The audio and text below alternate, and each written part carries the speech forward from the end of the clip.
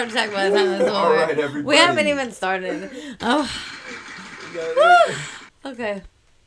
All right, back to normal palpitation. Normal palpitations. I thought you was going right into it. All right, everybody. Welcome back. This is the 1493 Effect Revolutionary Podcast. We have our first guest today, Sue. Yeah. Our first guest. Friends and Family Edition. Yes, the Friends and Family Edition. Guests, would you like to introduce yourself?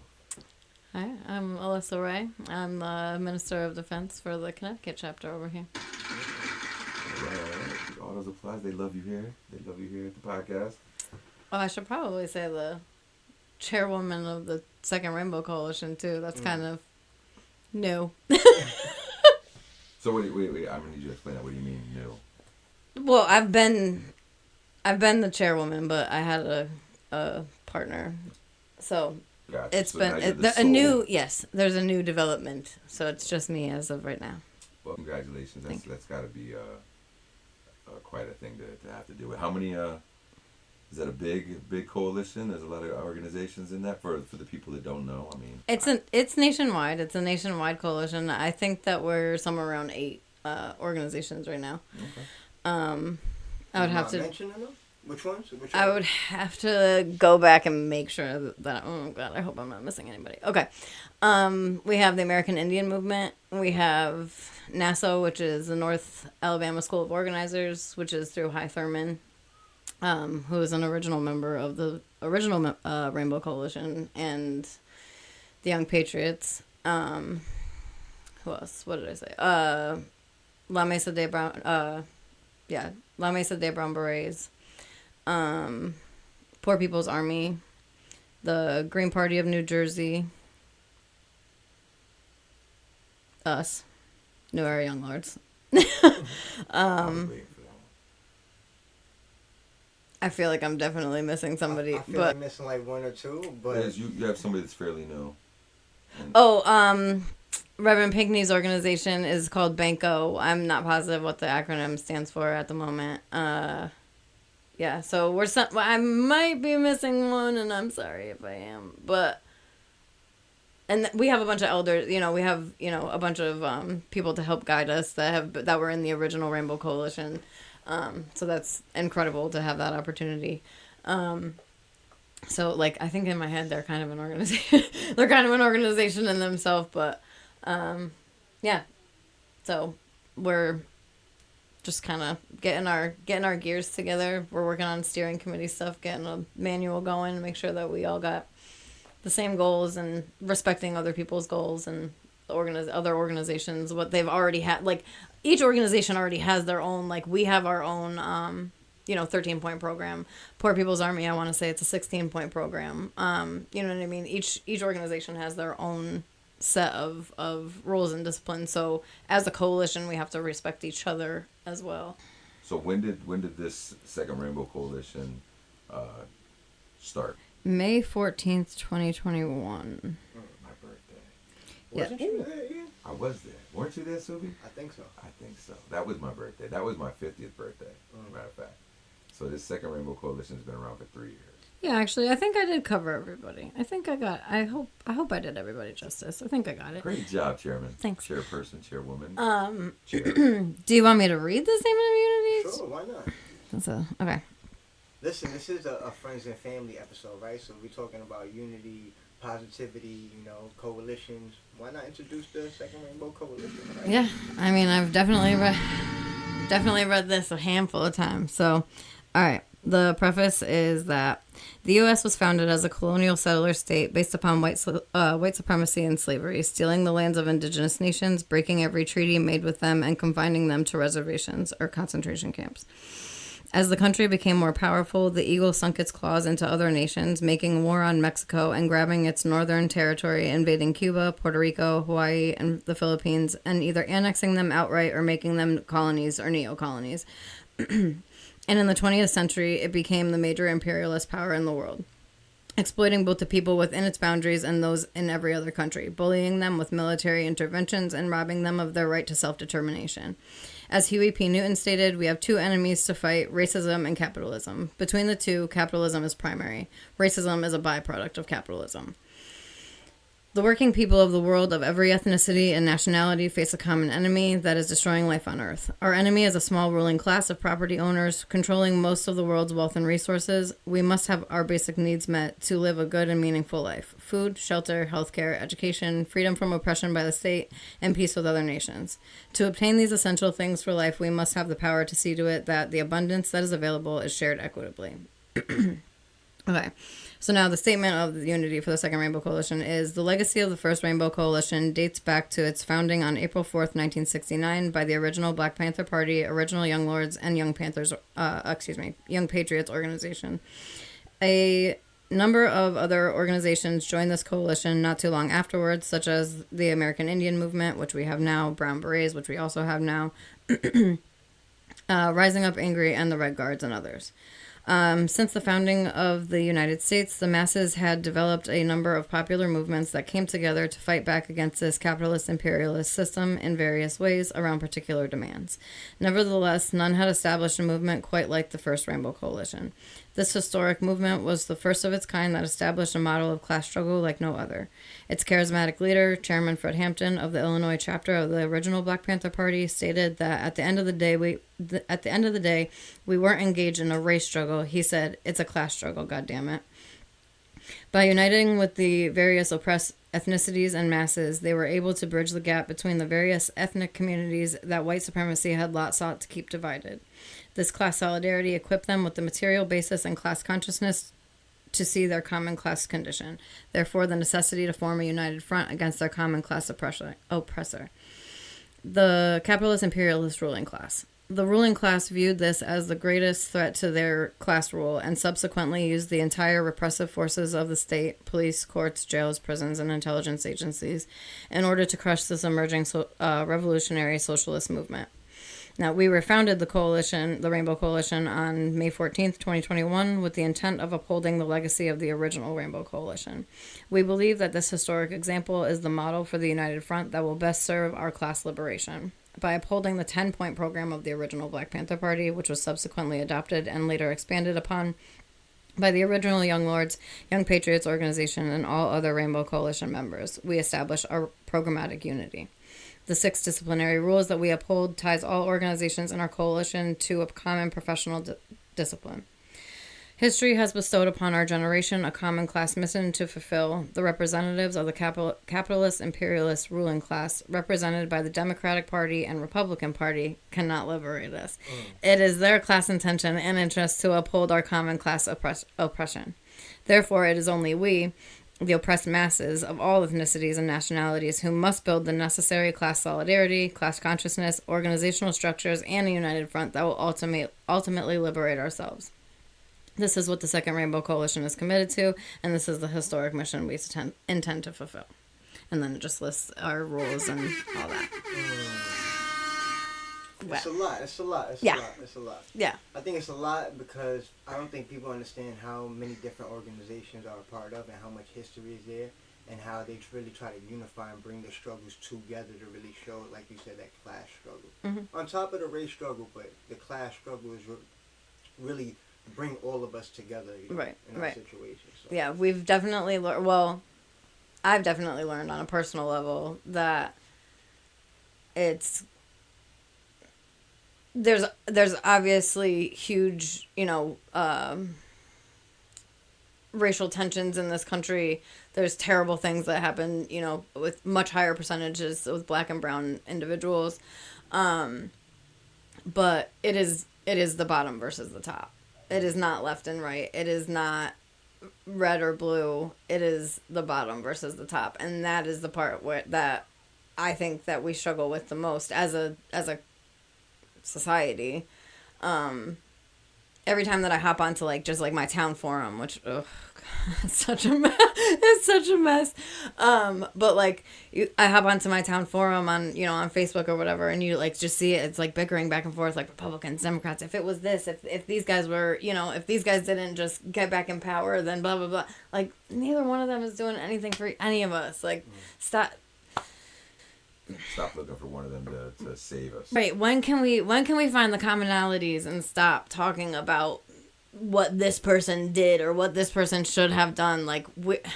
We all hate gas prices. We all hate what's happening in our schools. My town specifically, oh my God. They just cut the school's budget by, I don't even know how many millions, but middle school sports are gone, ninth grade sports are gone, college programs are gone, over 120 teachers are gone, like, and then they're gonna say that there's kids out in the street being. Where do you think that money's going? Like, what are they actually focusing on in that area that you live in besides opening another Amazon building?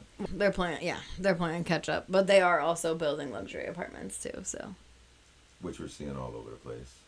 Weird. Yeah. Wasn't you just at an event? I was in New Britain. There's a housing complex that they're still working on. So the lower level is storefronts, very modern unit, but base end, a 500 square foot unit studio apartment is going for $1,600. That's absolutely insane. In an area where the people that live there on average, there's no way to afford that. And then you get those trendy businesses that are in there that start to pop in first. Like that's right. the red flag when you start to see those spots. And I was telling somebody, when you see that Starbucks, Yep. popping up in your neighborhood, Whole Foods. Yeah, and you know what? That's why I said Whole Foods too. Like those are the red flags. You know something's about to happen, and that's what I'm waiting for. I'm waiting for that plaza across the street to have a Whole Foods pop up. It used to be my Blockbuster, man. It used to be like, so, but yeah, so it gets crazy, and then we went and canvassed the area and talked to the people, and there's just a lot of concern. The people in that area, just shaking their heads, not knowing what to do. And we're just trying to give them another option. The group that I was out there with is called Dare to Struggle. They're another national organization. I'm trying to hook them up with you with the 2RC.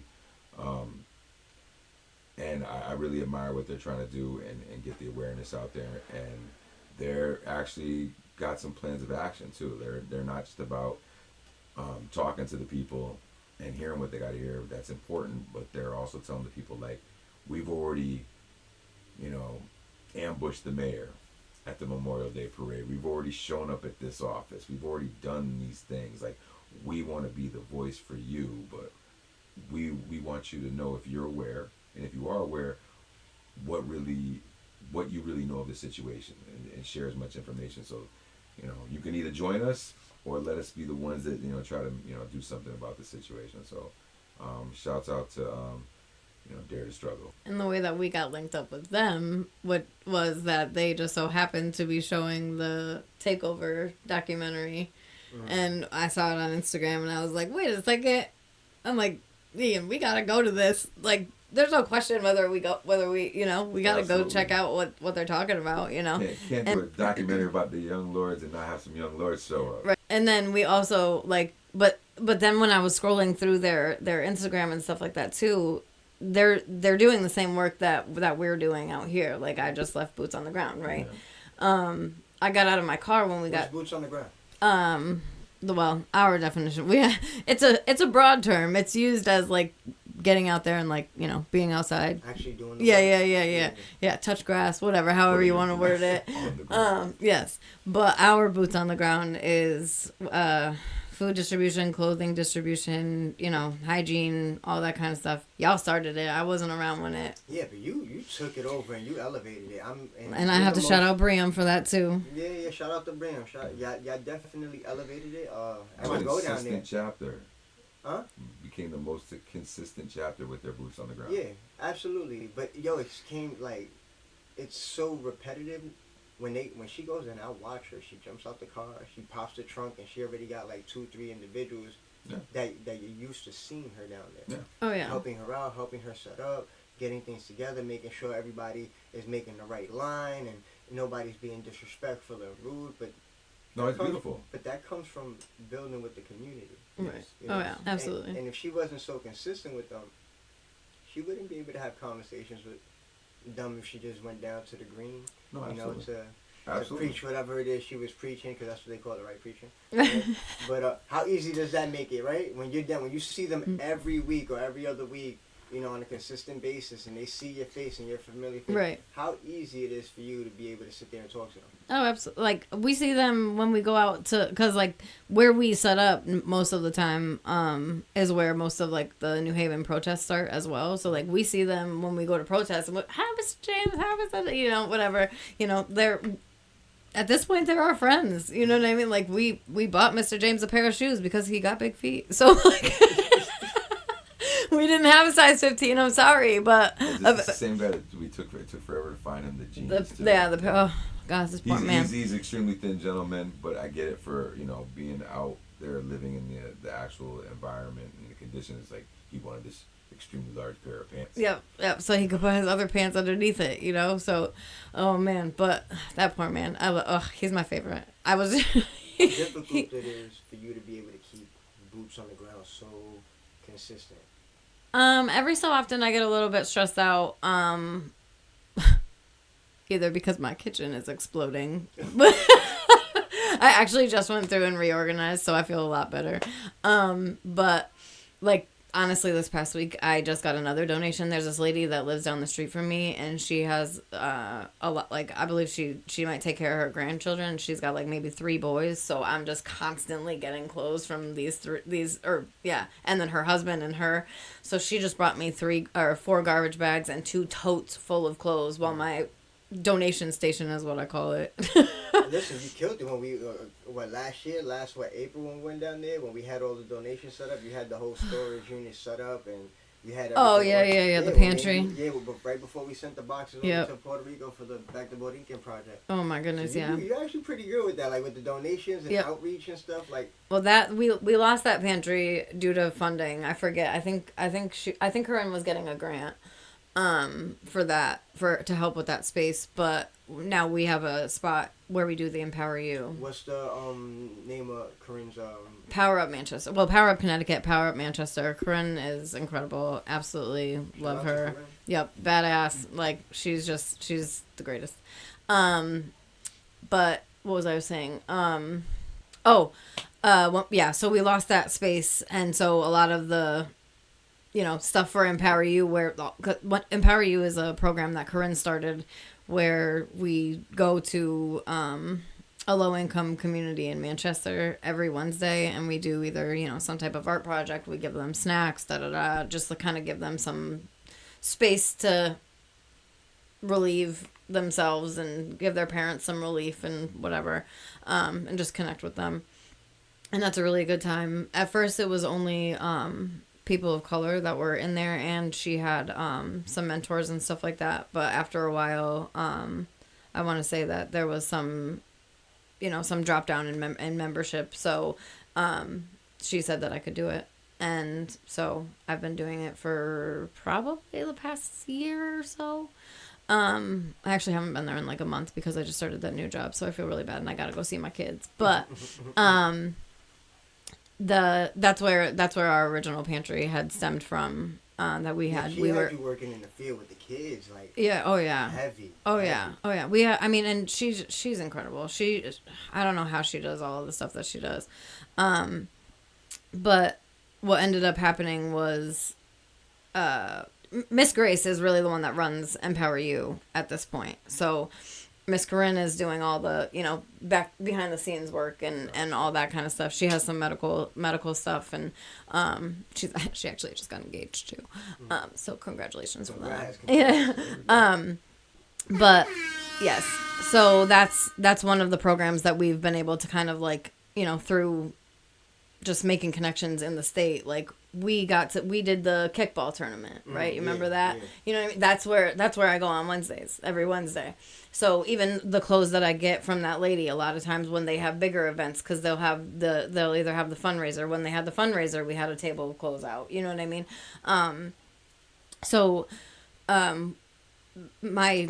If I don't have kids events, then my kitchen gets really full of kids clothes.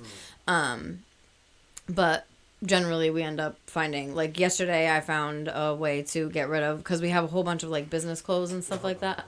How the fuck do you find the time to do all this shit? That's what I was about to say. It's an organization. But wait.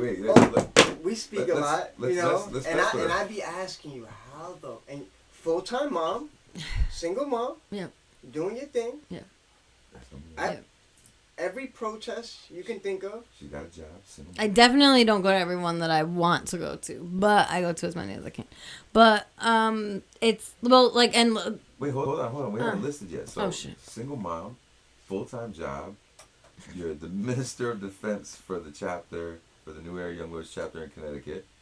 You're now the full-on chairperson for the Second Rainbow Coalition. You work with an organization for the So Empower You, right? Mm-hmm. Like what else? What else can we add to that? What else can we add to that? I do sleep. You do sleep. Yeah. Standing I make up? sure I make sure to do that. I definitely do. I do forget to eat sometimes. That is definitely a problem. But no, I mean, I don't know. I just don't know what else I could be. After learning about like basically white privilege, I guess it was just kind of like I don't have the capacity or I shouldn't have the ability to just sit around and live. You don't deserve to sleep, is what you're saying. No, I do. Okay. Everybody deserves to sleep. Please sleep. I shouldn't have the ability to just sit and watch these things go by. Nobody should have to be dealing with whatever it was, police brutality that woke me up. You know what I mean? And I thought that I knew so many things. I really did. I didn't know shit. Sorry, am I allowed to swear? Yeah, absolutely. Like when growing up, like I was obsessed. Growing up, I was obsessed with Martin Luther King and the Holocaust. Okay, like because that's what I was taught. You know, those are the things that we're informed about in this education system. But that's because we are the belly of the beast. Like we are the worst. So they don't teach us that stuff. But like the Holocaust to me, it was learning that like Nazism started with like, I don't know, 3 members or something like that, and then turned into what it is. And then now I'm watching so many things and it's like, wow, there's so much more. There's a lot to unpack here. Mm-hmm. Like, and it's happening again. Like we have neo-Nazis. Like we have all of these crazy things going on in this. And I get confused when people are like, not that they don't care. They know and they understand, but maybe I'm just too stubborn. Like, but thinking about things like Project 2025 and all that kind of stuff, like nobody's going to tell me how I can live my life, but that's what's about to start happening. You know what I mean? That is what has started to happen. And it's true. Like in Connecticut, we think that we're safe here, like with abortion rights and stuff like that. But like in other states, women are not safe. In other states, it is 1970 right now. You know what I'm saying? Like, and children that have been in those situations as well. But I just don't understand the complacency, I guess, is what it is. Like, or every time that somebody says something, like somebody comes up with a plan and they're like, oh, well, that's not going to work. Or, oh, well, that's not going to work. Yeah, of course it's not going to work because everybody individually is saying that. But like collectively, look at the bigger picture. Look at history. Look at every revolution. Look at every single thing that's ever happened. All the way back to the Boston Tea Party. You know what I'm saying? Like, that shit was a revolution. People were pissed off about taxes, so they burned shit and threw stuff into the water. You know what I mean? Like, it's not...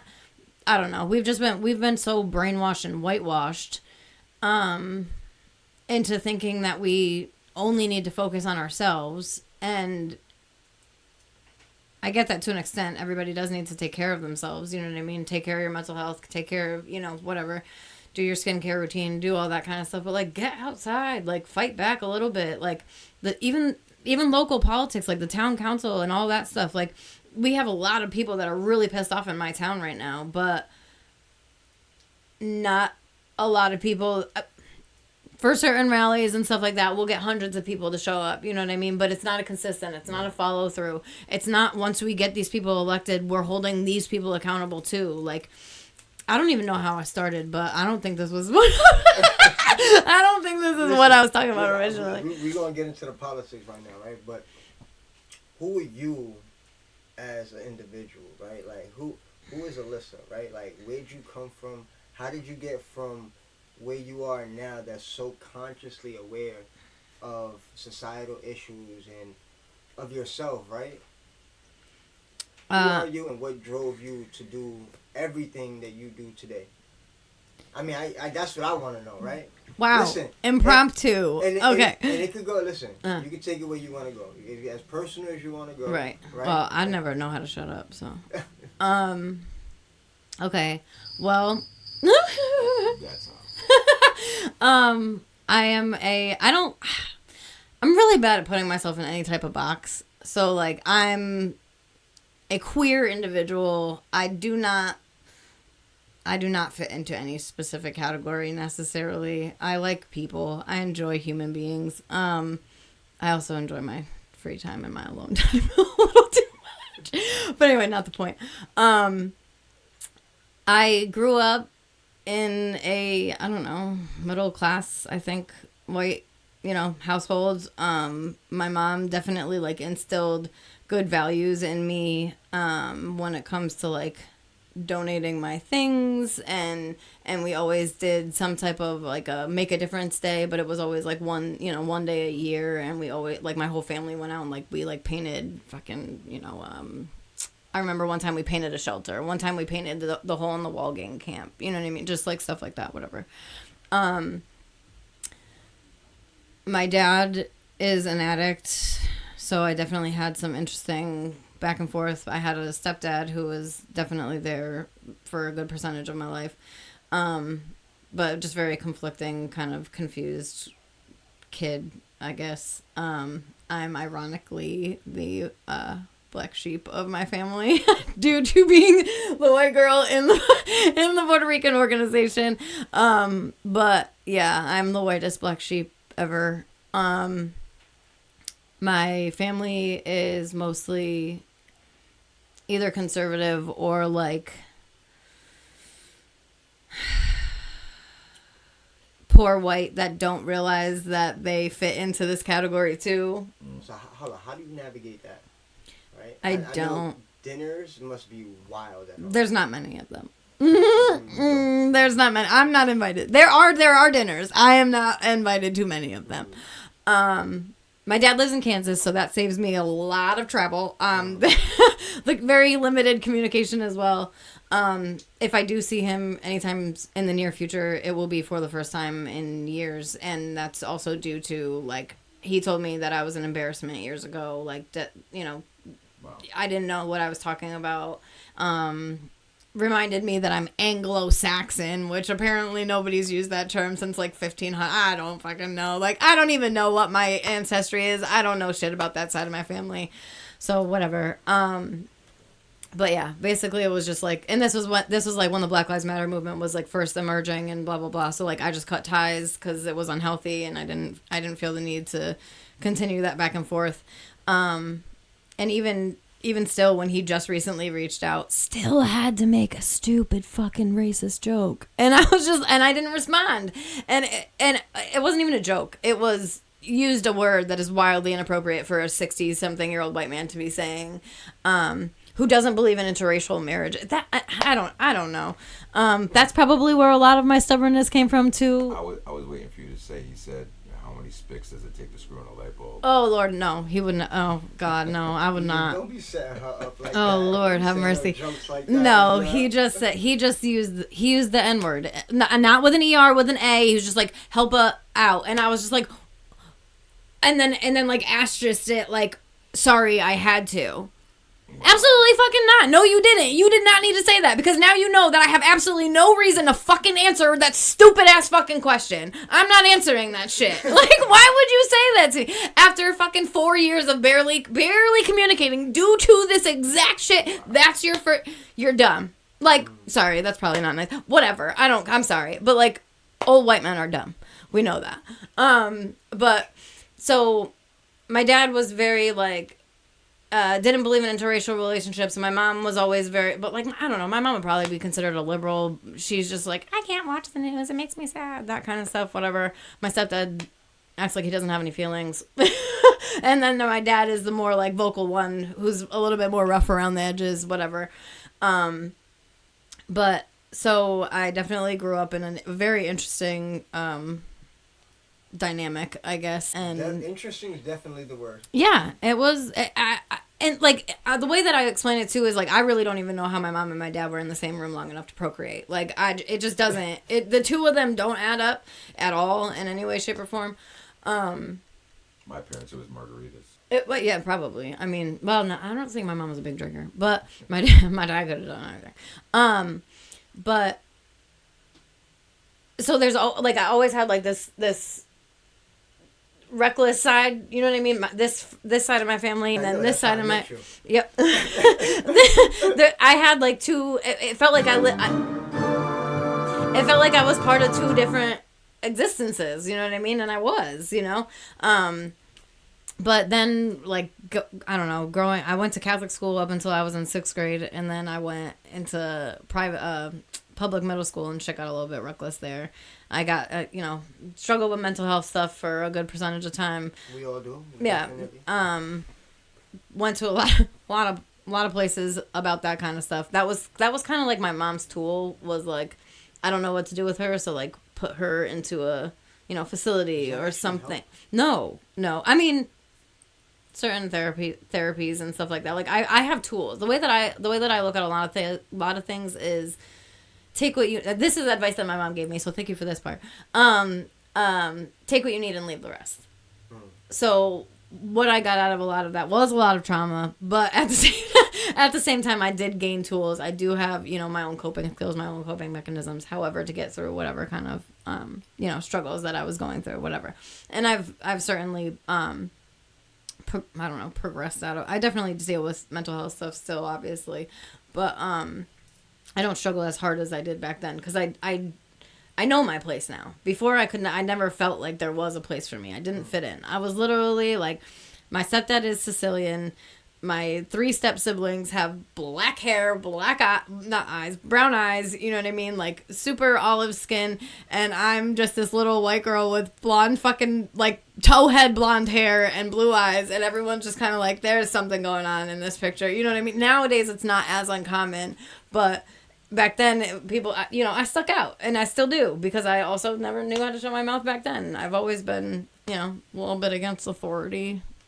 But I definitely seen like when you're just talking about you didn't know where you was at or where direction you go. I think I caught you in maybe when we first met was like in those stages, right? Yeah. So now, when I see you active and I see you out there, it's like you had a purpose before, but you were still trying to figure out which direction you're going, like left, right. 100%. And I'm not talking about left or right. That was never a question. That's not what we're talking about. We're talking about like walks, which path she was going to take, right? Right. And now it's like your focus, like you see your goal, you see the bigger picture, at least where you want to try to attempt to get to, and like you have your blinders on.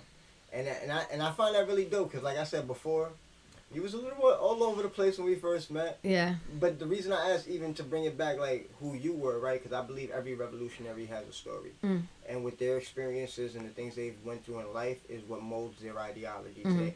I think reading books is phenomenal, right? Got a fucking bookshelf here. But a book can only tell you someone else's story. All right? Someone else's philosophy. Right. It's someone else's interpretation. What you can't take away from somebody, no matter how many books they didn't read, is the life experiences they went through. Correct. That really builds them up to who they are. Now, give a little bit of knowledge with that, shit, you have a beast. Hence, I see you over there, you know what I'm saying? Right, absolutely. But I think it's important to know those backgrounds, right?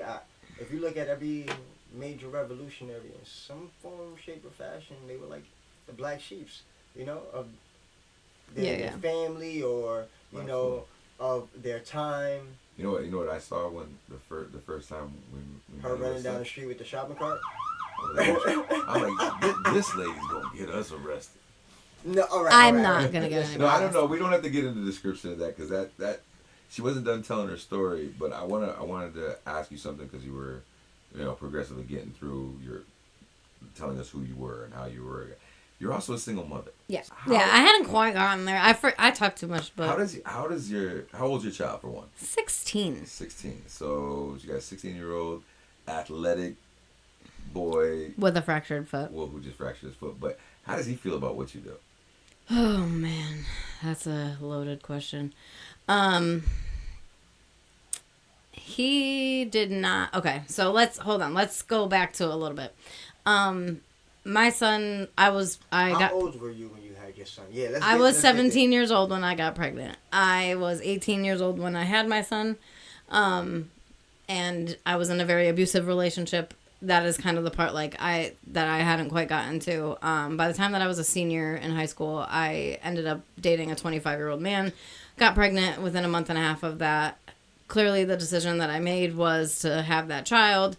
And then very shortly after that, it was a very dangerous situation, and I felt like it was only safe for my son to be with my parents while I figured out how to be 18 and be a single mom and get the fuck away from that guy and all of that kind of stuff. So my son was definitely raised in a very different environment than what he would have been raised if he was under my, and even my son's 16 years old. So like my eyes are definitely different than my parents' lens of the world, 100%. But I also wouldn't have been raising him with this ideology since he was a child either. You know what I'm saying? But he definitely, I think sometimes maybe he feels like it takes away a little bit because he is so active in baseball. And like, he's a travel baseball player. Like he's always got a game, and I'm there for 95% of them, but there's a handful of actions that I definitely like if they're super important or done ahead of time, then I also have a commitment in the organization as well. And I think that being 16, he starts to understand that. There are definitely conversations that we do have that he can understand the ideas behind it. Like if I say, for example, like, okay, so my stepbrother is a cop, right?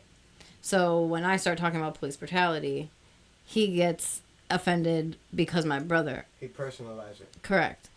Now, that is where, and apparently my family, which has never been expressed to me, but apparently this is the problem that people have in my family, is that I do call that out, and I do not separate my brother my stepbrother from other police officers, because it's not my brother that's the problem. Right. It's the system that is the problem. It is a corrupt system. Do I think that he woke up and was like, do I think that any police officer, for the most part, unless you're literally doing it as, a power move, because there is that and all of that kind of stuff, but getting into the police force and stuff like that, I believe that most people go into it with somewhat good intentions, not realizing what the freak they're signing up for.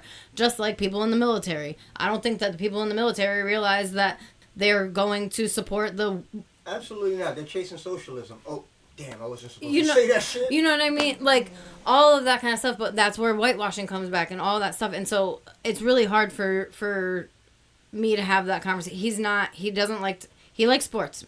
You know what? It's really hard for me to break down that part of the conversation without him getting, on a personal level, I don't like it when you talk about this because of this one human being. And I think that a lot of times I do get through, but I also get really hot a lot of the times because it's emotional and like, it's close, and I have my own personal feelings about it, but at the same time, it's like, I've been saying the same shit for so long, and nobody's hearing me because they just don't want to. It's not about you. It is about the system, how it was created, where it stems from, statistics, you know what I mean?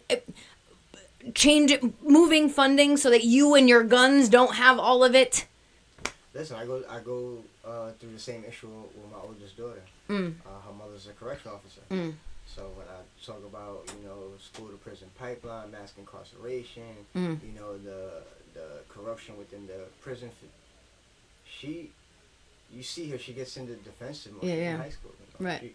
She's a little bit aware, but she's not fully understanding of society and how these issues have transpired and how they affect. Yep. And she makes it, I guess she assumes that I'm throwing shots at, like, her mom and the career that she chose. And I'm not. I'm talking about, the system and how it's failed and how it continues to fail. And do I believe that some of our people need to be taking those positions? Absolutely. How the hell are we going to change the system if we keep allowing, one group of individuals to oversee us, because that's what it is, right? And it's not no racist shit, but if white folks continue to keep policing us, how the fuck we gonna make sure we alright? Well, that's part of what we've been asking for this whole time, is our own people to police us. I believe in us getting into certain positions, within even politics, right? Because I won't say I'm 100% that, because I tell y'all all the time, I'm not about burning the house down. I'm not about burning the whole fucking house down, because we don't understand how many individuals out there have their own agenda, their own motives, and how many evil motherfuckers, and that is waiting for the opportunity for the whole house to be on fire, for them to come in and do whatever the fuckery they want. And if people want to live in, like I keep telling you, the sunshine and rainbows, right? When it comes to the war with pillows, those evil motherfuckers are the ones going to be taking advantage. So I don't believe in burning the house down. I think it's a little bit more process that we got to take to be able to go through. And this is what everybody's frustrated, right? Because we want the right now, the result right now, right? But at the same token, we don't want to put in the work. And that's like conversations what me and you spoke about, right? It's like the Democrats, Republicans, like we have all of these, conversations about these two candidates that we know are fucking morons, but we still conforming to the two-party system. We have protests out there by the thousands and thousands of fucking numbers, but we still gonna vote blue because to get Trump out. No. But we gonna... No, we're not. No, I know. We're not. But it's scary. Not, that's scary. It's fucking horrible either way you look at it. Mm-hmm. Because if Biden don't get put into presidency, Trump is going to win. And if Trump doesn't win, Biden's going to win. But they're going to make it seem... No, they're going to make it seem that Trump won because the people prefer him over Biden. When in reality, if you win, it's because they're not going to vote for Biden. It's not because they. Oh yeah. Oh, 100%. 100%. It's going to be a technicality or whatever because people refuse to vote for Biden. But now I have to plug in what we've been talking about in 2RC as well. Is the what's it called? Okay, so Dr. Jill Stein, right? Like this. She's on the ballot in I am not sure how many states. It's over 21 was the last that I've heard, and she's on her way to, I believe, being able to be on the ballot in like 47 states or something along those lines. There is definitely forces 100% that are working against her being able to get into office, like lobbies and all of that kind of stuff, and physical force probably at times. She just got arrested at I don't know which encampment it was. They threw her right to the floor. Like they know exactly who she is. She's been running for president for plenty of times, whatever. Now, do I think that this round it might work? Not necessarily, but do I know for a fact the most people that will ever have turned out for an independent candidate will vote for an independent candidate this time? And all that we need, if we have Jill, fucking geriatric, the geriatric genocide denier, or freaking Trump, you need 34% of the vote between three people. We're so used to only 50-50, you know what I mean?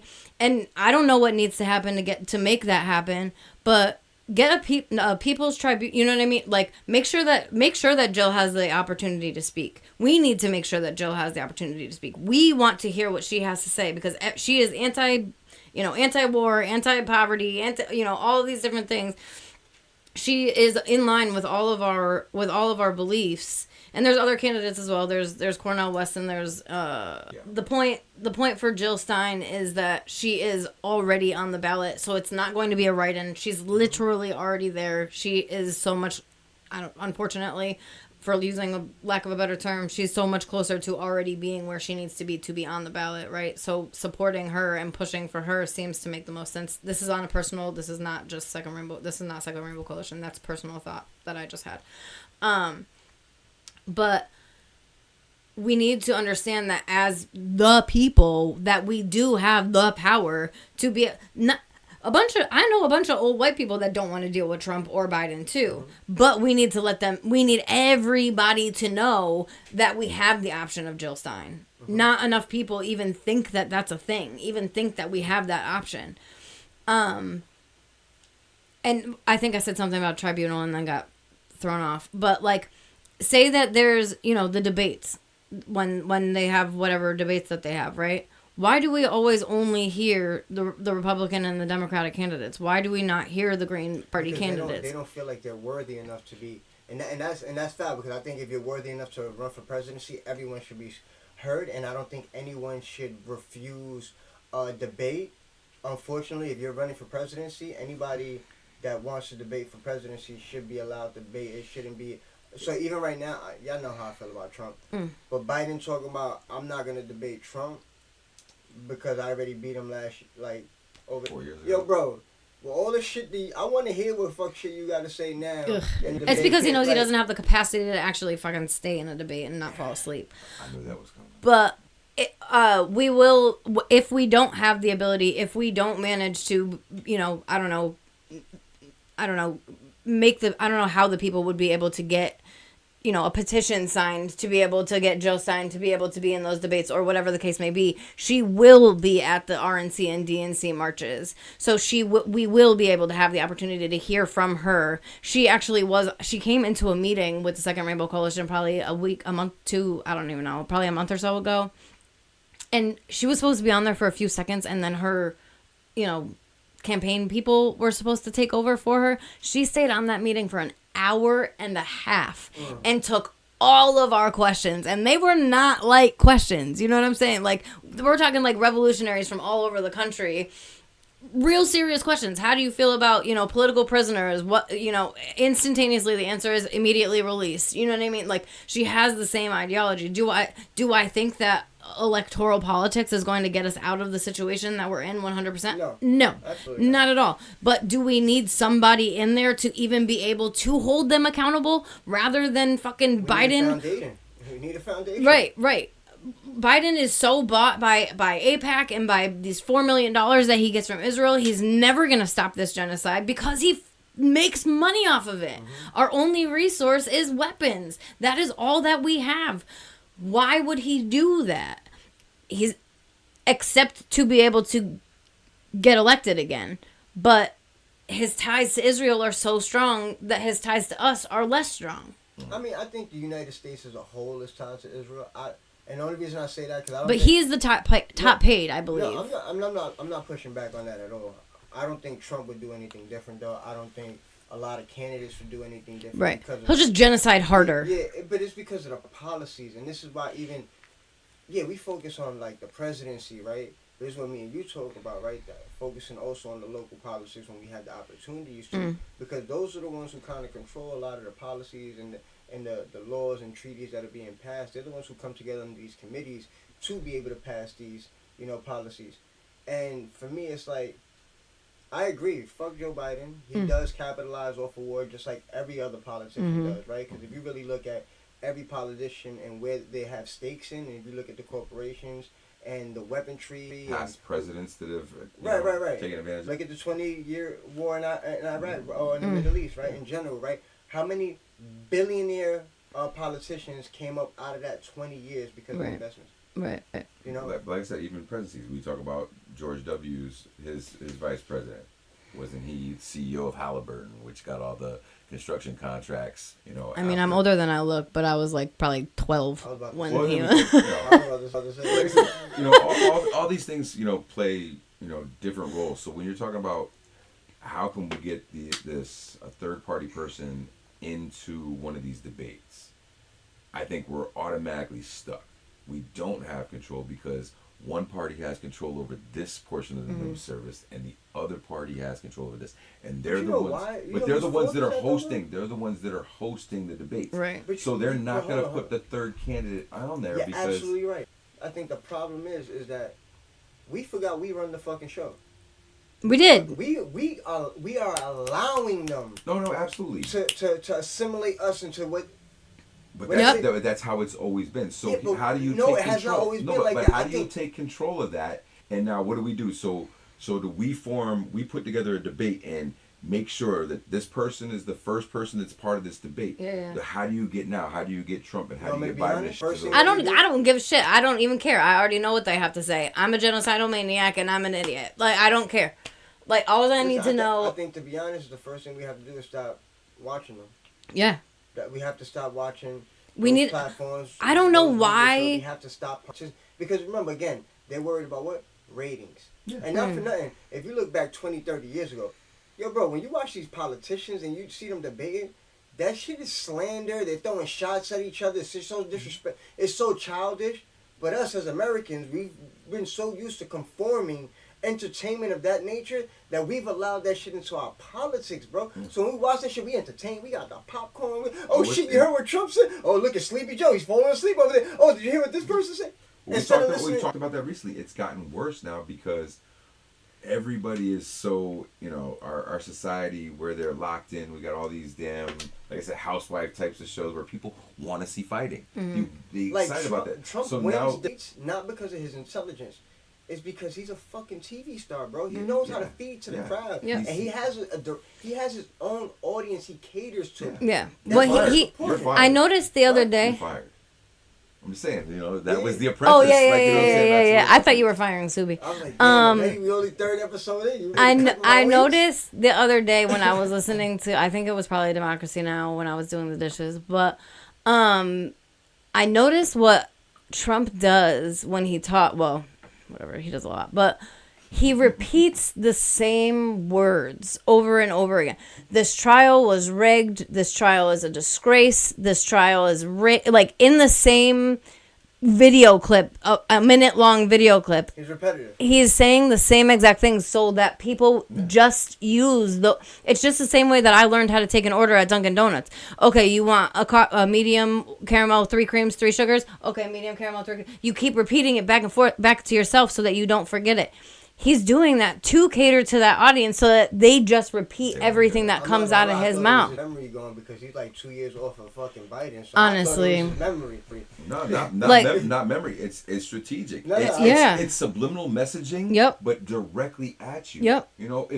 If his answers are just so repetitive, they're so simplistic, and that's exact. And like that's somebody was like. I heard somebody saying the other day, like, "Oh, don't you miss the straightforward talking and the nicknames and all that stuff and this, that, and the other thing?" And I cannot stand Biden. I cannot stand looking at him. I cannot stand watching him freaking sit there and look like he belongs in a nursing home. I absolutely cannot stand the fact that man is. He could not work a job, but he could be our president. Great. Okay, that makes complete sense. Flush the whole thing down the toilet. Flush the whole thing. There's a meme. Have you seen that meme where it's like, I think it might be all of Congress and all the Senate or something, all the House, and they're just in a toilet bowl, and it's like, time to flush. It is time to flush. It's just like, oh God, I can't talk too much because I lost my train of thought. What was I saying before that? We were talking about the repetitiveness and how Trump, feeds that in there. Oh, it's like, it's a game. It's like, oh, and now I saw somebody's post on Snapchat or whatever, and it's like, me and my friends going to vote for a felon, in November, and it's just like, you guys, that opens up so many doors too. So now is there a bipartisan vote that felons can get? I read this on Black Lives Matter 860. Is it a bipartisan vote that felons can now hold any type of job or any type of voting position? No, but Trump can just get indicted or whatever, actually get convicted with 34 guilty charges, and he's still able to run for president. Don't get me wrong, I don't care. He's not going to jail. He's going to get fined. He's going to be able to do the exact same shit that he's been doing. Nothing is going to change. This is not going to change shit about Trump, except for he might be a little bit broker, but he's got it like that, so it doesn't matter. Didn't you just get a bunch of donations since bro, it's a shit show, bro. Yeah. You got 3 people right here that don't want Trump either, but we all agree that we fucked up. But we also, and now we also know, fuck Joe Biden as well. However, 99% of the time that I try to get into a conversation with somebody, they don't think that I'm willing to knock Biden. I am always willing to knock Biden. Oh, well, you're Oh, you can't do president, that. you're You can't do president, that. you're this, you're that. No. No. I'm not a Democrat. The only reason that I am registered a Democrat is because in my state, I can't vote in the primary elections. Which should If be I'm not illegal. right. That should be illegal. Which is also, that also is on purpose to limit the independent candidate. You know what I'm saying? Like, it only makes sense when you think about it now. But, it's like they're so stuck on these two candidates, Trump, Biden. That's all what the conversation is. I'll put out a fuck Joe Biden flag too. Right. I don't mean it the same way that you mean it. Listen, because Joe you Biden- only mean fuck Joe Biden because I love Trump. I mean fuck Joe Biden because he's a genocidal maniac that doesn't actually give a fuck about human beings or human life or anything along those lines. And he'll sit there and fucking bold-faced lie to us and pretend like shit's not happening. And you know what? Listen, I haven't forgot about stop and frisk. I haven't forgotten about that crime bill being passed. So we already know that he was a crooked, fucked up individual and that he had this ideology already. You know, I think it's to a point where we have to start realizing as a society, we can't allow the politicians and the way the system being ran to continue to run the way it is. I think lobbying needs to be taken out of running for presidency. Term limits? In general. You know, I don't think any politician or any should be able to take any backing, or if you do, there should be a cap, a limit. Right. I think that makes more room for people engagement instead of just hiding behind fucking cameras and doing speeches and rallies and shit. I don't know when Biden came into office in the first place, but I know for a fact that he was in office before I was alive. He was talking about Israel in 1984. Therefore, there's no way that you haven't done some fuck shit. There's no way you haven't done some backdoor deal. There is no way that you are an innocent politician. We got Joe Biden is because I'm not a Hillary fan. No. But the reality is that the United States is still a bunch of sexist motherfuckers that wasn't ready to see a woman be president. That's why we got Joe Biden, because that's who Trump beat first. Initially was Hillary. And again, I'm not a pro Hillary either, because she's another Clinton. Right. She's a fucking Clinton. But when it comes to the Biden and the Trump, which one is worse than the other?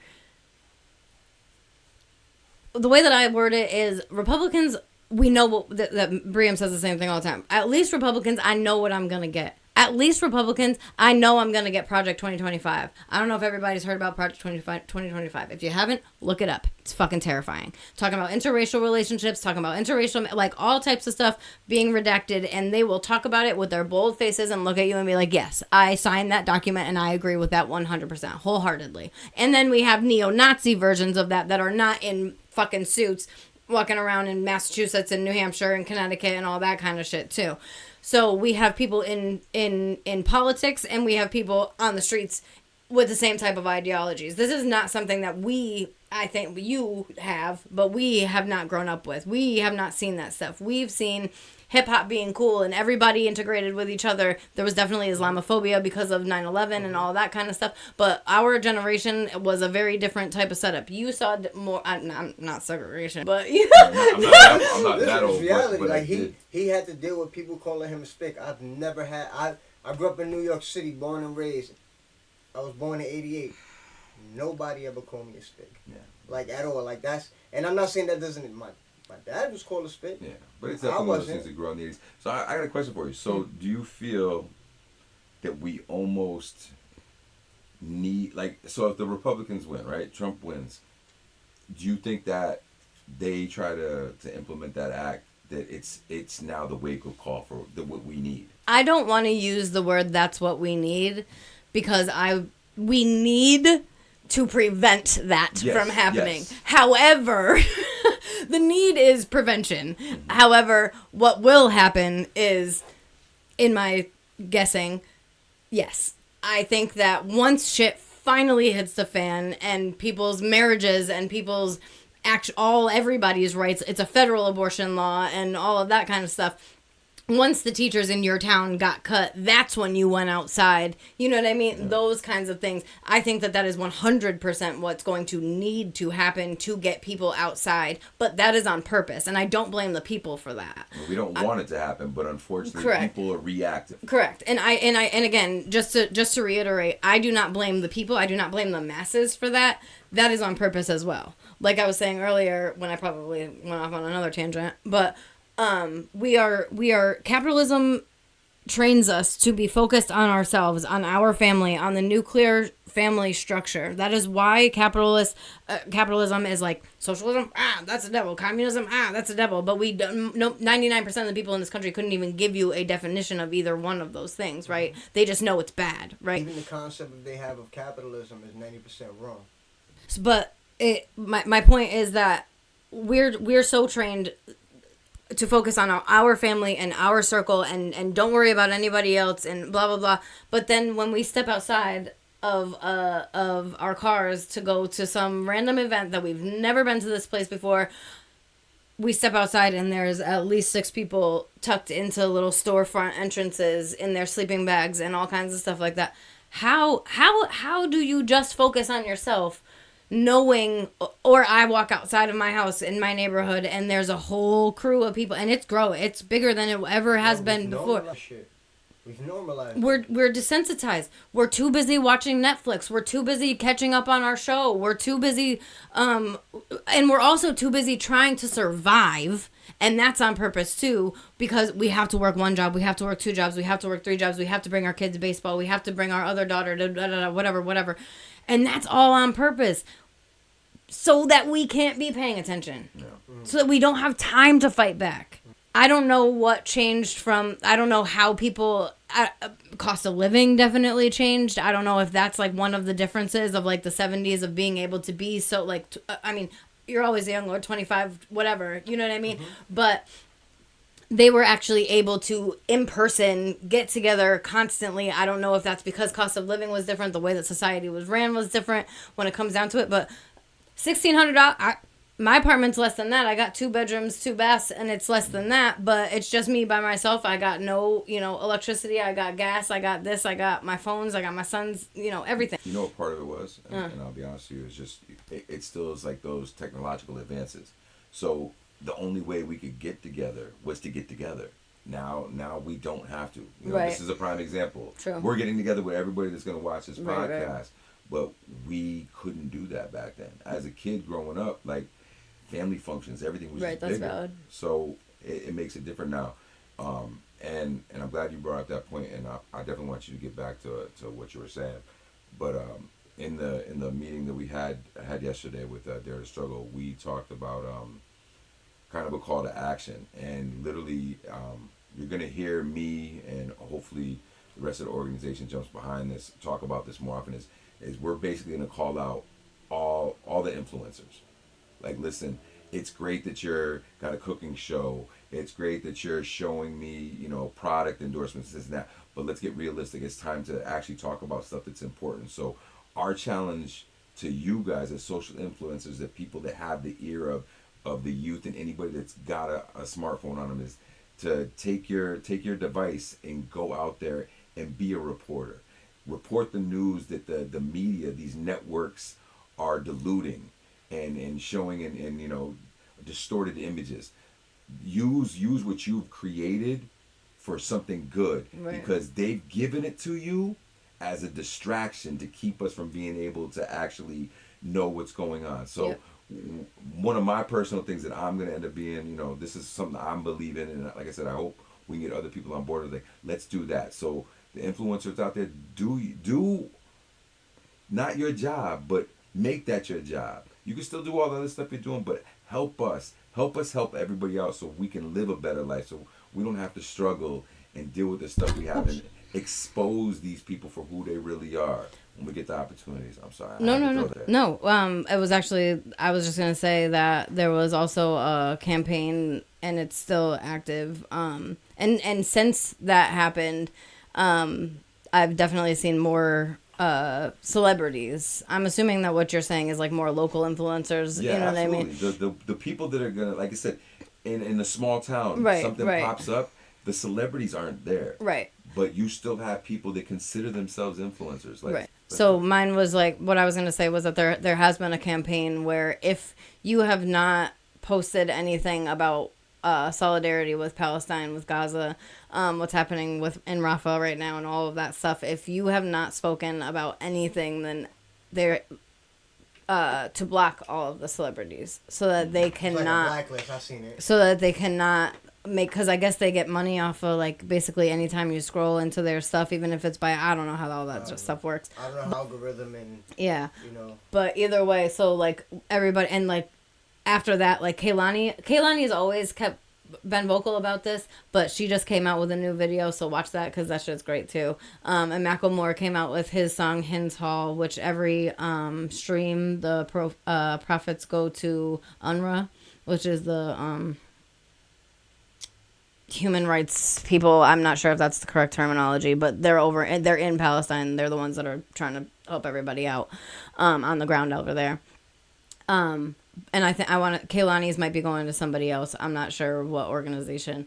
But basically, like, if you're not, you have the capacity, you have the ability to reach out to everybody on your platform. Like, I was watching a video yesterday, and the fucking far right, with their stupid propaganda, want to take videos in the Bronx asking people about Trump.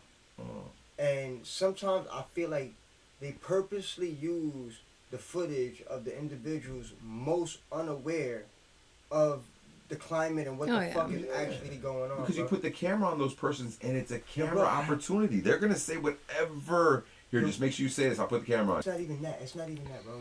Because I believe people really believe this shit. Oh, when Trump is, look at the Bronx. Look at the conditions it is now. We need Trump back. Look at the Bronx. Look at Trump, Biden, fucking whatever, don't got nothing to do with why the Bronx is the fucking way it is.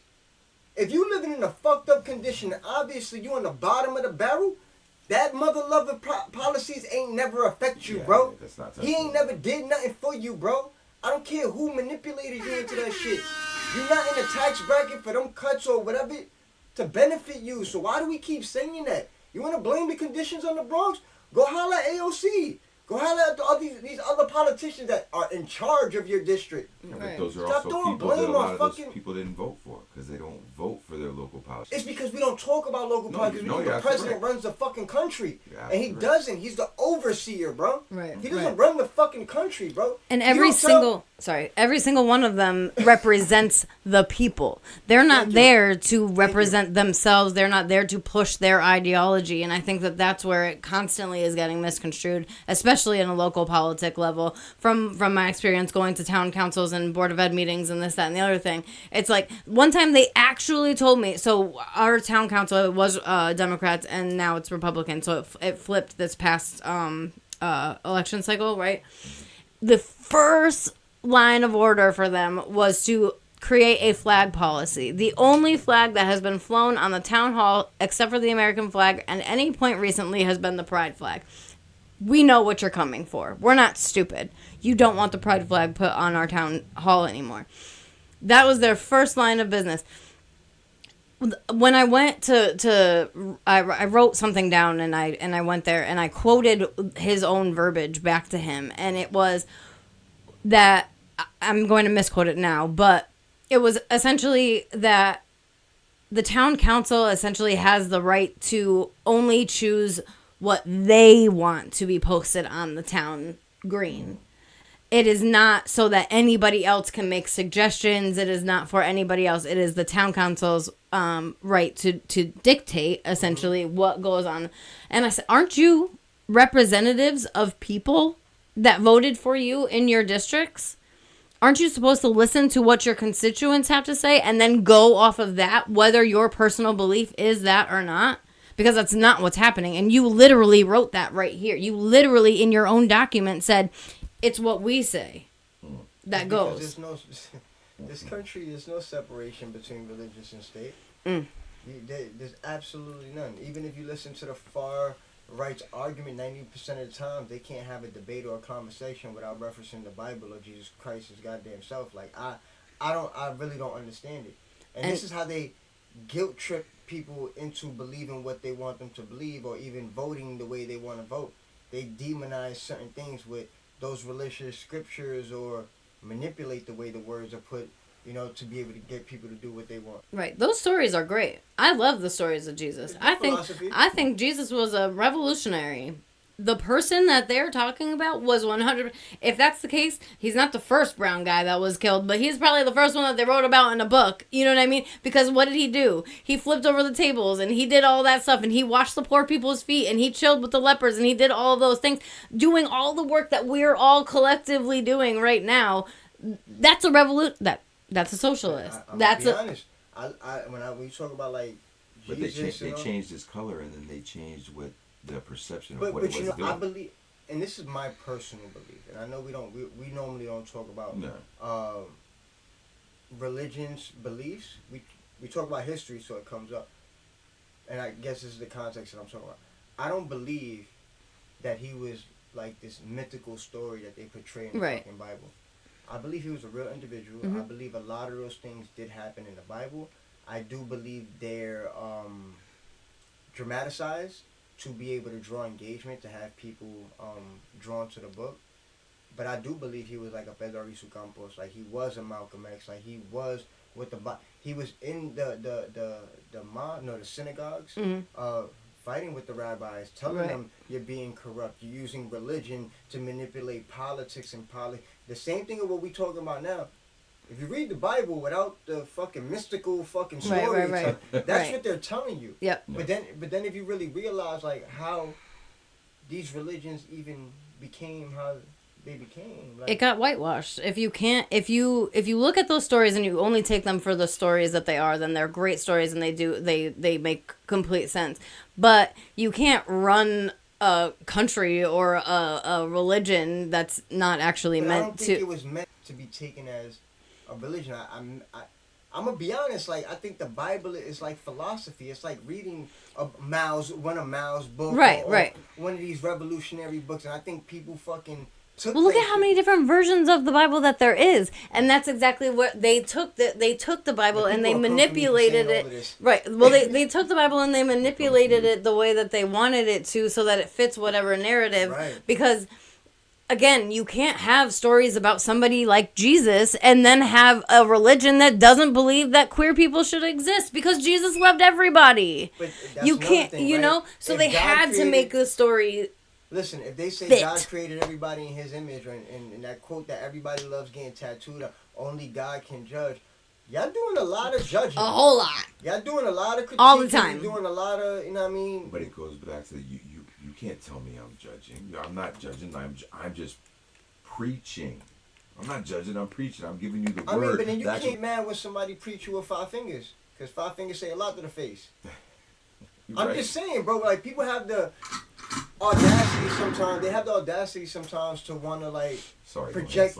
No, they want to project themselves onto you. But the moment you show them, like, yo, bro, like, I'm not willing to accept that. And you're gonna get a little bit taste of your own medicine. They play victim. Right. Like we seen it on we mentioned in the last episode. On the last episode, yeah, the last episode. I think so. Yeah. With the Congress. Oh yeah, yeah. When the lady. Oh yeah. Marjorie Taylor Greene. And all that. But then when she got the bleach blonde, butch body, she turned into the only victim. Like, oh my god! Oh my god! Did you really say that? Yeah. Like, we're not gonna do that. Like, what? They did a Barbie. They did a Barbie. She's a fucking mess, no matter what. Butch body. But my thing is, you see how she victimized herself right away. Like, oh my god! Like, we're not gonna go there. And it's like, hold on. No accountability. Right. No what's the word that I'm looking for? Understanding of even where you're at. Right? Because I think that's the biggest one we talked about. Yeah. You can have an opinion. Opinion's like an ass. Everybody got one. Right. But there's also a time and a place for everything to go down. There was. So there is no longer that time or that place. Why? Because who plays victim better than anybody else right now? Trump. Everything that happens, he turns into to get his supporters to be like, you're right. I'm not gonna lie. Right. I think, and I'm gonna say this with my whole chest. I think a lot of people, even in the activist world, got Trump syndrome, right? Where they could throw a lot of fucking rocks. They could throw a lot of rocks, bro.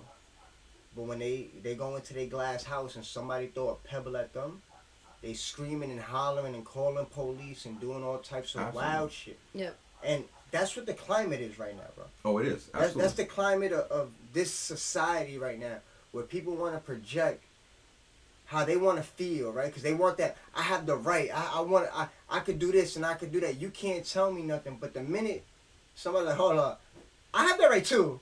Right. I'm going to do it too. I'm going to defend myself. And I don't give a fuck if you don't like it or not. Right. But as It's soon as like, you start oh doing my that, God, did you hear that person? Yeah. Did you see what they just did to me? Mm-hmm. Did you recognize that? And it's like, yo, bro, hold on. Where's the mirror at, bro? Right. I gotta show you what you look like right now because... But they don't want to hear that. They don't want to see that. I mean, it's the same thing. Trump does that all the time. There's a lot of people that do it. You see, but that's I'm not the in same. the business for people to like me. No. I have to be... I'm not in the business for people to like me, bro. I mean, And not for nothing. Neither should any politician or president when it comes to luring away from what the people... You shouldn't have to conform to what the party is and forget about who got you there from the beginning. You're not there for the... Your job is to represent Right, the people, and it's not every for- single time it ends up on a different party, it ends up as a party line. It ends up being what your party wants. Who's paying You're your more worried about pocket? what the party thinks of you What's than the the fucking opening people line? who elected you. How do I get reelected? What's the opening line? We the people. And then they forgot everything else, though. Absolutely. But you're absolutely right. So, but after that, it's, well, me. It's all about me. Right. And like I said, in too many different things. And we'll talk, like I said, just generalize with all the stuff that we deal with and everything. When we talk about we need to help the people, we need to do this, we need to do that. But too many times people get involved with stuff, and anybody that becomes a public figure or gets a little bit of strength, gets a little bit of power, has control over something, they forget the we. Yeah. They turn the we upside down, and now it's me. But like me personally, like what am I gonna do? At that point, if it's just a me thing, I'm probably going to ruin the whole thing. And what are these politicians that are focused on themselves doing? They're fucking it up for everybody. We've seen that in the organization. And we see it in I've seen a lot of organizations. Listen, I've seen people come into this organization, right? Mm-hmm. I see them with the skills, the tools, the intelligence to be able to get them where they need to be, but they haven't got that confidence yet. And what I've seen is people get comfortable, they start being more active, they start building bonds with people, start building up the confidence. And then what happens is they start forgetting who they were and why they joined the organization, Mm-hmm. right? And then their heads start swelling up. Then you start believing that you're bigger than everybody around you and you're bigger than, the organization. And what do? Instead of going another path and continuing the growth. Right. Instead of continuing Right. the growth, which Right. is good. And it's like what you said, is burning down the house. Yes. I don't agree with you no more. I don't see what you see. Or not even so I don't much. think anybody should see what you see. I don't think anybody should follow you. But not so much even burning down the house, but burning down your house or your house. Because you're not touching my house. Your glass house, I'm breaking. Your glass house, I'm breaking. Don't touch my shit. Don't touch that. You can't. Hey, it's not my fault. I threw the rock first. But don't pick that shit up. Right.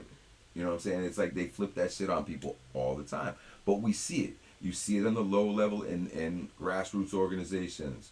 You see it, revolutionary organizations. We see it with the politicians. We see it from the bottom to the top. And the intent originally is supposed to be for good. But like I said, somewhere along the lines, sometimes money's involved, sometimes the ego's involved, sometimes, it's all these other factors. But those are the things that start to fuck shit up. And I think on the higher level is money. I think on our level is more egos. yeah. I think the things that we deal with on our level. But you see how is that egos. affects the general public, though. So when Absolutely. you start to see this all the time as the general public, you start to be like, I'm tired of this. So instead of saying, what can I do? You ignore it. Mm-hmm. It doesn't go away. And by the time you decided, like, hey, I can't ignore this anymore, you're a couple voting cycles away. And that person that you wanted to do something about is not there, and somebody worse is there because you were ignoring it all this time. You spent all this time ignoring it, and we just screwed ourselves even more.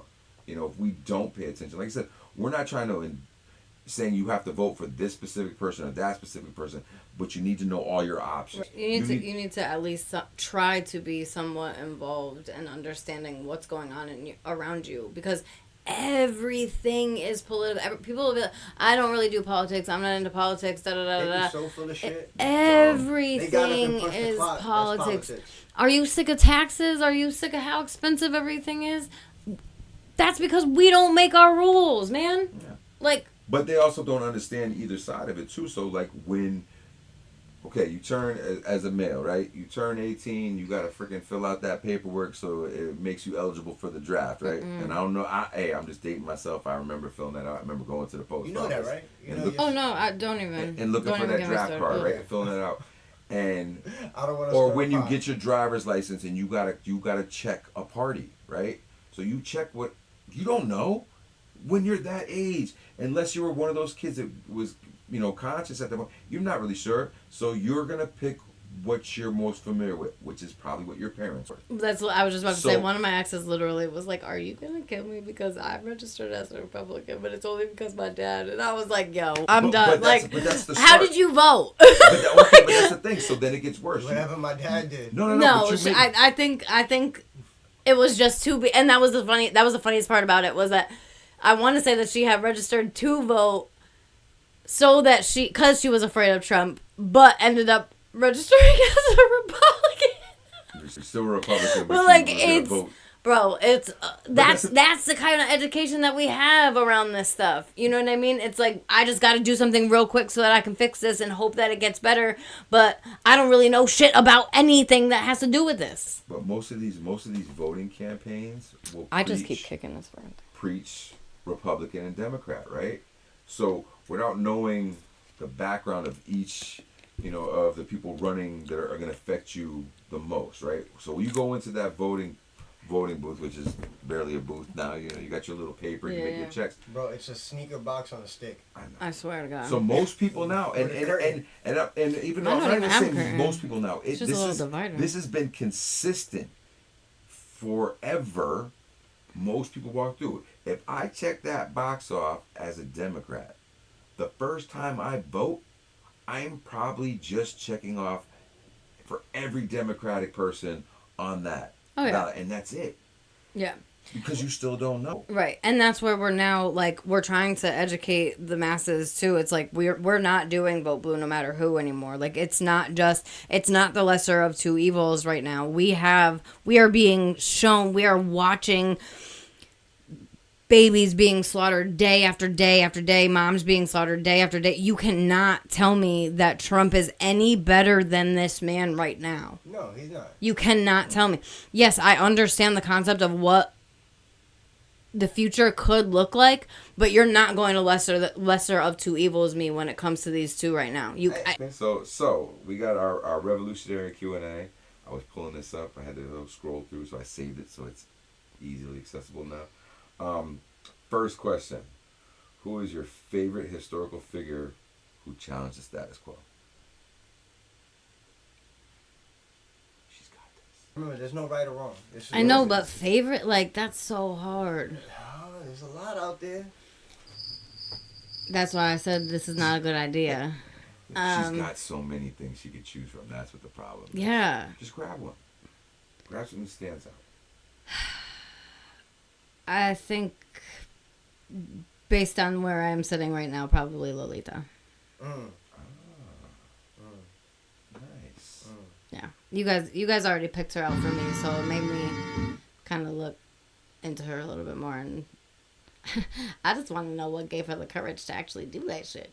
The big 4-5. Shit. The big 4-5 clack clack. I mean, don't get me wrong. Let's not take that out of context because ain't nobody got time for all that. But right now.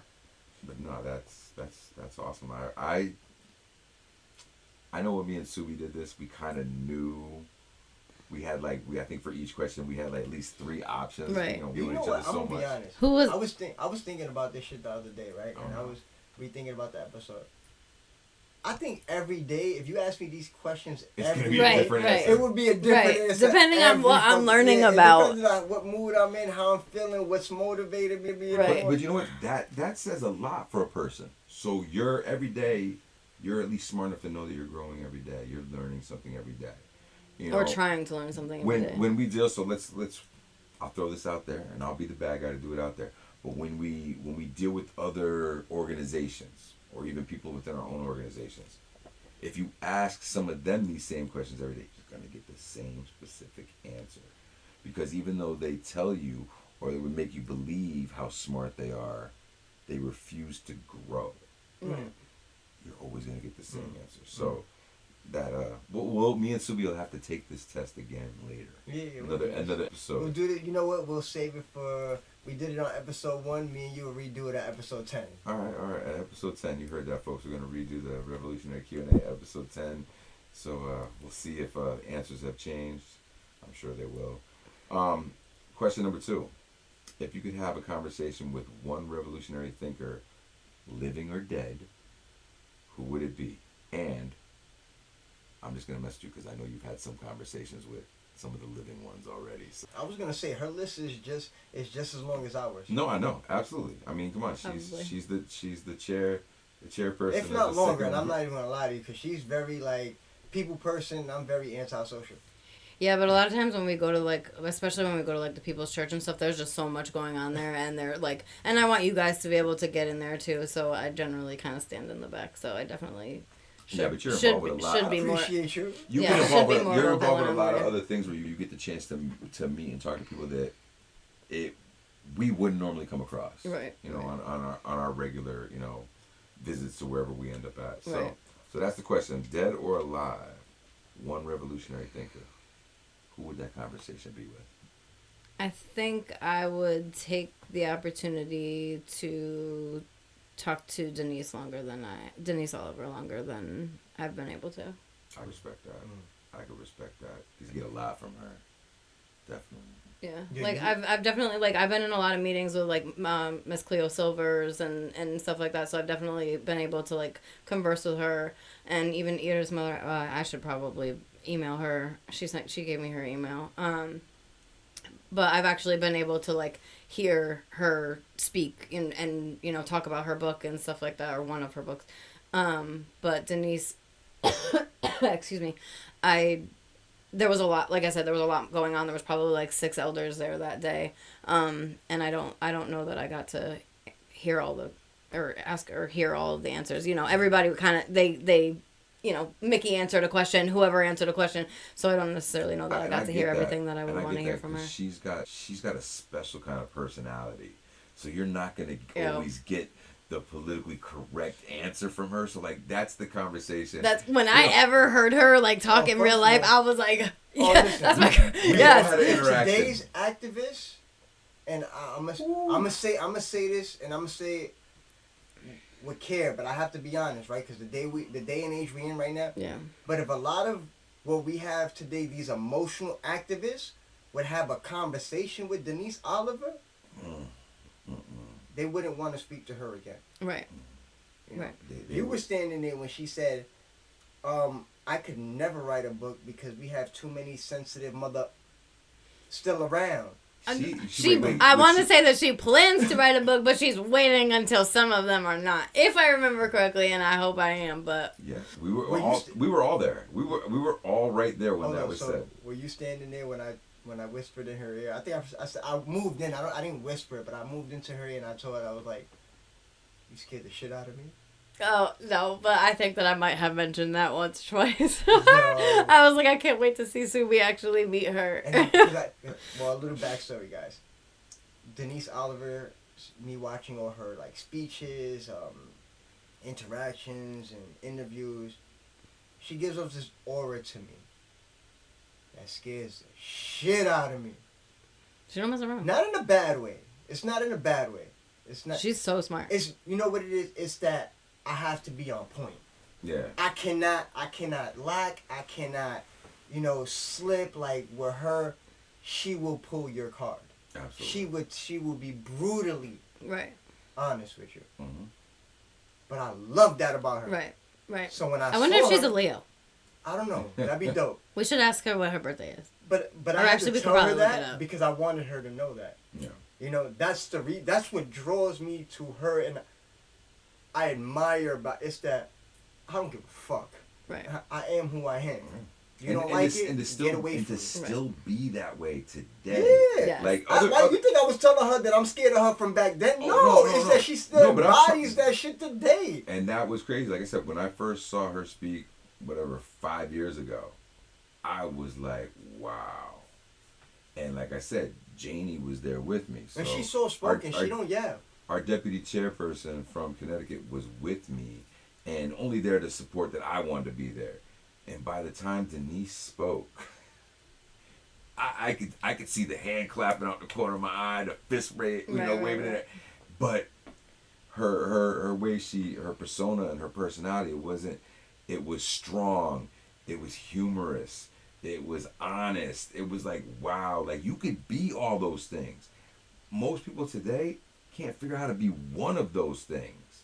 And she was that. And then on top of the fact that she was the highest ranking female member of the organization, and where people in the misconception of it just being a Puerto Rican group, it wasn't. She's black. She's not Puerto Rican. Well, she's African American. She's African American. You got black Puerto Ricans. You're right. We gotta fix yes, this. Yeah, we still gotta fix that. Yeah, we got that. because you know what? This is why we look Yes. at old hip hop pictures and think everybody just African American, not understand that some of them may have been Cuban, some of them may have been Puerto Rican, and some of them may have been like Cleo, not American. And like Cleo as well, she ended up a Black Panther as well. So I mean, I think that's one of the people we loved. We love Denise. I hate to see some of our elders, fade away. But when that time does come, hopefully Denise is still around, because I would love to see her be able to put that book out without feeling like she has to worry about hurting anybody's I feelings. would love to hear her perspective on how she went. She's never going to put that book out until she doesn't have to worry about not having to deal with nobody's crying. So I don't want to hear that. She already said I don't want to hear when nobody's crying. Don't want to hear it, and I love her for that. So, talking about a book, right? Question number 3. What book has had the biggest impact on your understanding of the world? Of the world? I know he got. I wish he wouldn't have said that when he put the question together. I'm like, damn. No, because of reality. Like for me, right?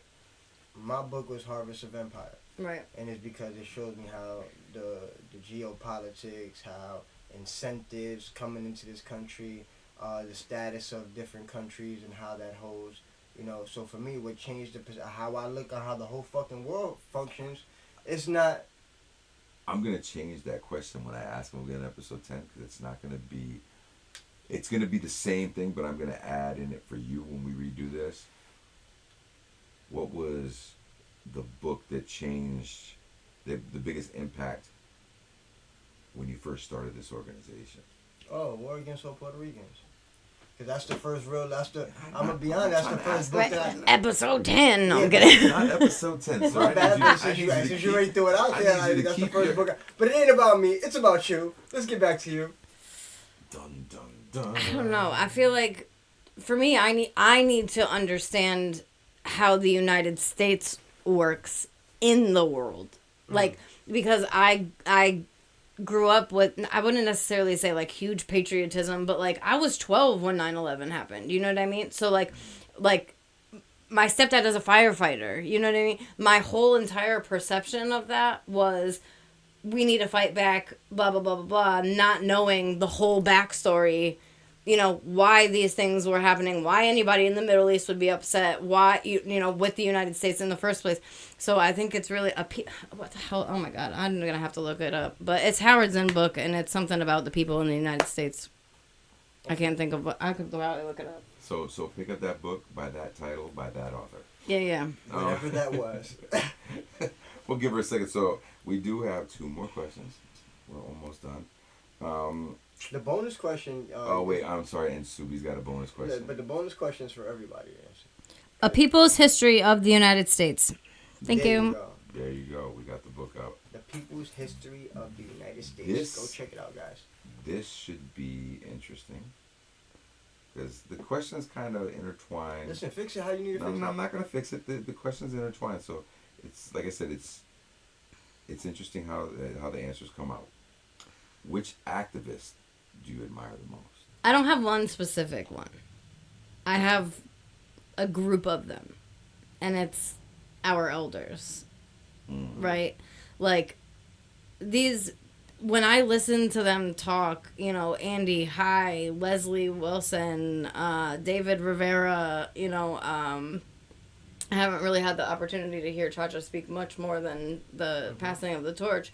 But when I hear these people speak and they say stuff like, I've been in this work for 60 years, or I've been in this... These people are 70 plus years old, and they're still dealing with our bullshit. You know what I mean? Like, and they're involved. They are our, you know, they're our pushback, or vice versa, our help if we're kind of stuck on something. You know what I mean? Thurman is still involved in what we got the DNC coming up? Yeah. But he's active, participating, and organizing. He's not marching. He's riding. We already Yep. cleared that up. But he's gonna be there. It's the point is that he's taking the time out to still organize with the newer generation. Right? Yep. I'm pretty sure he's tired. I'm pretty sure he's an old man by now that just wants to kick up. You know, with his husky and his nice cold one, maybe throw on the grill and just enjoy life. 100%. But he doesn't. No. He still organizes. Out there doing his book tour, he's still organizing, doing all that. political education. He's still doing the motor vehicle. Yeah, it's a free motor vehicle. Yeah, he does a free clinic. motor vehicle course for the community. But he doesn't have to. No. So I applaud you on that one. So I'm glad Subi brought that up. So I'm gonna throw out my little 2 cents with that too, right? So I'm glad Subi brought up High and all of that because, and I've said this to other people. You remember when you first met him?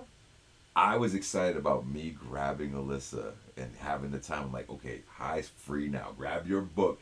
You're coming with me. And I basically dumped her off in front of High Thurman. Like, there you go. Revolutionary Hillbilly. Actually, that should have been my answer. That should have been my answer. Bring it back. Tell us Revolutionary Hillbilly probably should have been my answer to the what book changed. But it's also not the world is the thing. Like, it changed my perception on how to exist as a white person in this fucking society. Like, so this is his specific book. It's right there. So he was an original member of the Young Patriots organization and the original Rainbow Coalition, and like he slept on my couch. Like, well, not on my. I have a pull-out couch, so I at least gave him padding. You know, but like he does. He understands. You know what I mean? Like they went from wearing Confederate flags, going and being with the Black Panther Party and the Young Lords, and then understanding and unlearning why that's probably not the best thing to wear and all that kind of stuff. And back then it was completely different. Like for him, for white people to stand up for what was going on back then, I can't, when people give me flowers and all that stuff, it's like, it feels weird. It feels like this is what I'm supposed to be doing. It's like, I don't know, whatever. It's just, it's uncomfortable sometimes, most of the time. Pretty much all the time. But for an older white man to have done this in the 60s, in the 70s, it's just, it blows my mind. And what they were all capable of doing, you know, black and brown and everybody, not to just like, you know, up the white people in the movement, but they were poor white people from Appalachia, like the Appalachia Mountains, you know what I mean? Like they didn't have anything, but they found their way and they progressed and built this huge, you know, this great coalition and did all of these awesome things, and then had to go in hiding and hopefully not get taken out by the state and all of that kind of stuff. But now they're coming back after this new rebirth of these movements and actually taking part in that with us and just being so, they're just so smart and they're so humble. Like, and that's kind of where at first too, I was kind of like, I don't know, like, because they don't want to be recognized as this like celebrity person. They like because we see it on their face, right? Right. We see the glow when they... Right. Of course it feels good. For the first time, it's like, oh shit, somebody finally recognized the fucking work I did. But they don't look for that. No. You know, they don't like... That's not the reason that they were out there in the first place. Certain individuals, you know, certain elders, you know, demand that. Like they... You know, you have to look at me like this. You have to roll out the red carpet for me when I walk in there, even though I ain't clean my feet.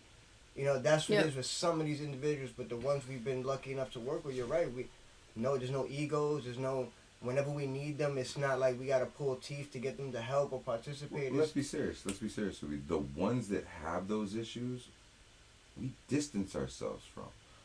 The ones that people have found negative issues and dealings with, we distance ourselves from. Or never even had a relationship with them in the first place. Or never had we never was like, I don't want to go look this person up. I don't want to try to find a contact with this person because we already know from, other means of what this person stands for. So we're not going to deal with that person.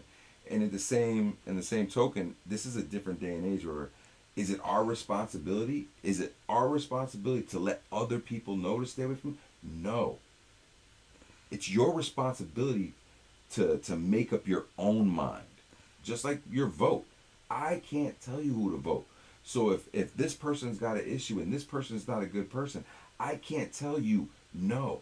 Because however you come in contact with that person might be different. You might see a different side of that person. So, you know what I'm saying? No, Okay, so we're going to move on to the fifth question. Not the final question because Subi's got a bonus question. This one will be interesting. So, what's one social movement that you think is under-discussed or overlooked? All of them.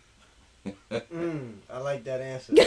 Like they're all important and we don't talk about enough of them. Every single fucking one of them. Yes. So can you be a humanitarian Oh, God. and a revolutionary at the same time? There's no right or wrong. I feel like the reason that we are revolutionaries is based on humanitarian needs. That's a good question. You can't lie. Yeah, I mean, I don't see why they can't go hand in hand necessarily. Like, it's not saying like you can't be aggressive if you're, you know what I mean, if you're a humanitarian. It's not saying that, I don't know, like, what we definitely, as organizers, we've had issues with people only wanting to be humanitarians and not continue the revolutionary aspect of this organization. But I don't think that those two things necessarily are too different. So we know what that sound is. That means That we've is a reached wrap. the end of the episode. Alyssa, thank you for coming by. There's This layers is to dope. this, so this isn't the only time you see Alyssa. Now you're probably gonna see Alyssa more often than any other guest up here. This is the Friends and Family episode, so you're gonna see. And I just so happen to be here for Boots on the Ground on Sundays when they do it. It is a wrap. Alyssa, myself, and Mr. Chan. We're gonna catch you guys later. Again, thank you for coming to another episode of 1483 Effect Revolutionary Podcast. Peace, blessings, positivity, and like I tell everybody on my TikTok, don't let nobody fuck up your day. Peace.